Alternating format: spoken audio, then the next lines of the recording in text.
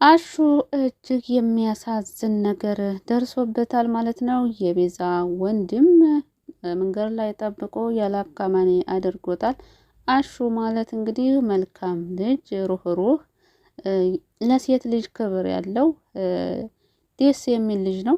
ነገር ግን ለምን የፈለኩትን አላደረኩም ብሎ ስላሰበ የቤዛ ወንድም የማንዘር ጎመን ዘር ይባላል። በነገራችን ላይ የቤዛ ወንድም ሆኖ መልካም ቢሆን ነበር የሚገርመኝ። እና ወንድ ልጅ ደግሞ ፊት ለፊት ሲጋፈጥ እንጂ ተደብቆ ከኋላ ሲያጠቃ ይሄ ወንድ ልጅ አይባልም። እንግዲህ አሹ ፊት ለፊት ነው የገጠመው። እሱ ግን ወንድ ሳይሆን የወንድ እርሾ ስለሆነ ተደብቆ ከኋላ ነው እንግዲህ አሹን ለማጥቃት የሞከረው። እጅግ በጣም ያሳዝናል። እና ዴብም ከሄደበት ከአደይ ቤተሰቦች ወደ አደይ ተመልሷል። የአደይን አክብሮ የእሷን ወሬ ሰምቶ እሷማ ካለችኝ መመለስ አለብኝ ብሎ የሄደበትን ሳይጨርስ ወደ ቤት ቀጥታ ይመጣል። ወደ ቤት ቀጥታ በመጣበት ሰዓት ግን የሚያስደነግጥ ነገር ነበር ያየው። የሚወዳት የሚሳሳላት የወደፊት ሚስቱ አደይ የምትወዳትና የምትሳሳላት ጓደኛ ወርቃባት እባካችሁ እርዱኝ እያለች እያለቀሰች ባለችበት ሰዓት ነበረ ዴብ ከየት መጣ ሳይባል በሩን ከፍቶ የገባው። ያኔ ታዲያ ለሰላምታ ጊዜ እንኳን አልነበራቸውም። ዴብ በጣም ተደናግጦ ሊሊን ከወደቀችበት አንስቶ ተረጋጊ ተረጋጊ የኔ ውድ እያለ ቀጥታ ወደ ሆስፒታል ይዘዋት ነበር የሄዱት። ወደ ሆስፒታል በሄዱበት ሰዓት ግን ትንሽ የሚያስፈራ ነገር ነበረ የተነገራቸው።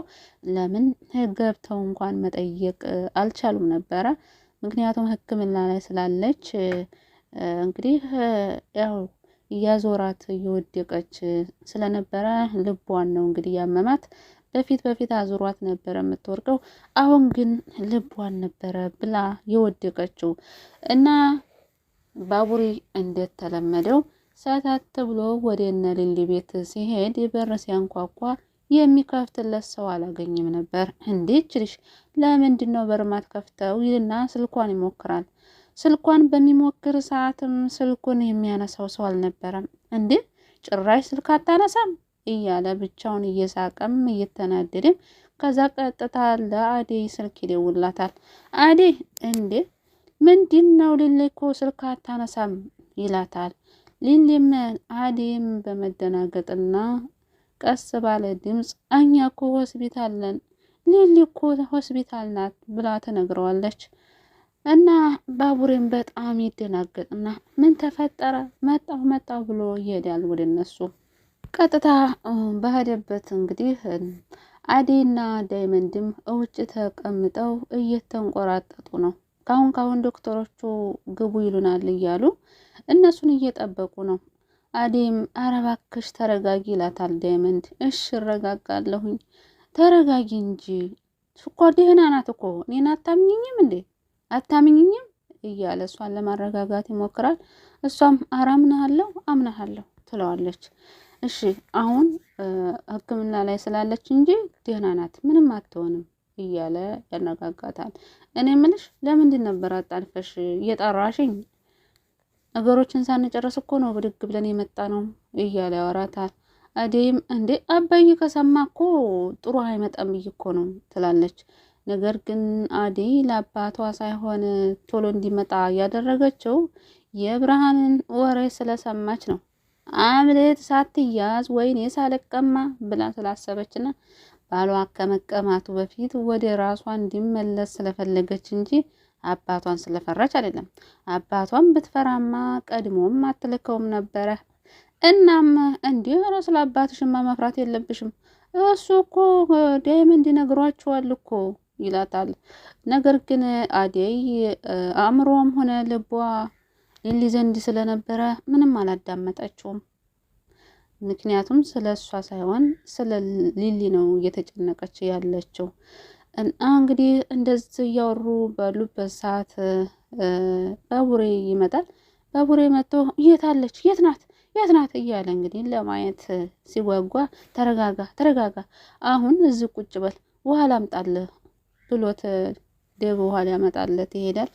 እና እንግዲህ ሁለታቸውም ባቡሬም ሆነ አዴም እንዲሁም ዴብ አላዩዋትም በዚህ ክፍል ማለት ነው። እንግዲህ ያው በቀጣይ ክፍል ነው የሚመለከቷት እንጂ በዚህ ክፍል አላየቱም ማለት ነው። ምክንያቱም እየታከመች ስለነበረ ውጤቱም ገና አልተነገራቸውም። ነቅታለች አልነቃችም የሚለውንም ገና አልተናገሩም ነበረ። እና ባቡሬም በጣም ተደናግጦ ቀጥታ ለቅምጥል ስልክ ይደውልና ጉድ ሆኜልሻለሁኝ እህቴ ይላታል። ቅምጥል ምንድነው? ምን ተፈጠረ? ሊሊ እኮ አመማት። እኔ እሷን አጥቼ መኖር አልችልም። ምንም እንድትሆንብኝ አልፈልግም ይላል።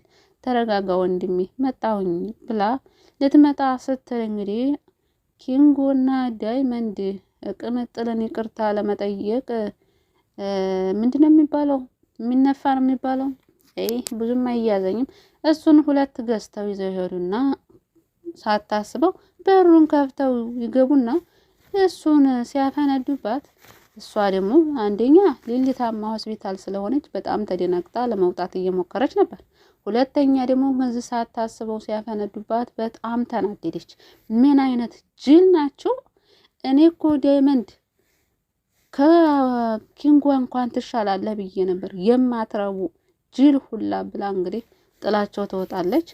ከዛ በኋላ እንግዲህ ዳይመንድ እና ኪንጎ በጣም ተናደዱ። ለምን ብትሉ ኪንጎና ዳይመንድ የሚያውቁት ነገር የለም። ሊሊ ሆስፒታል እንዳለች ስለማያውቁ እኔ ነግሬህ ነበር እኮ ምን አይነት ነህ ዳይመንድ፣ እኔን አንተን ሰው ብዬ እያለ ኪንጎ በጣም ይናደድበታል።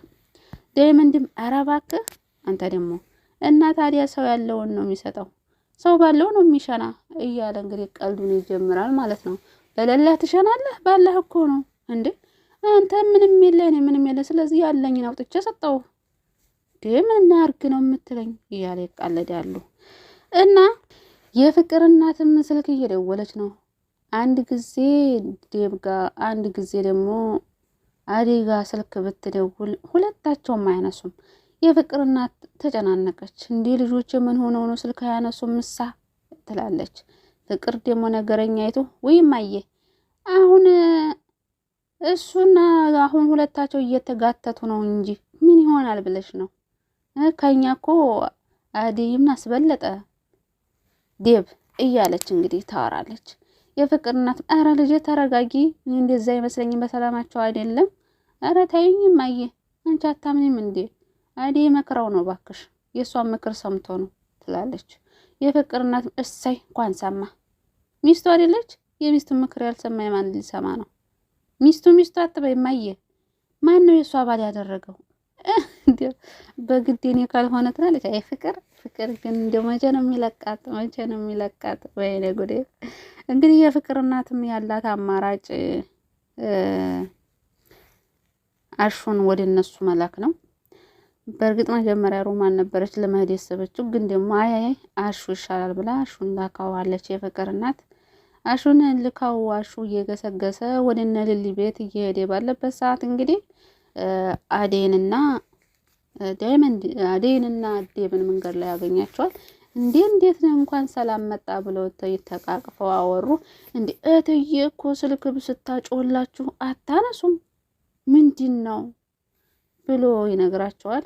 ወይኔ ስልኬን ደውለው ነበር እትዬ ትላለች አዴ። ይቅርታ ሊሊን እኮ ታማ እዛው ሆስፒታል ሆነን እኮ ነው፣ ለዛ ነው ያላነሳ ነው ብላ ስነግረዋለች።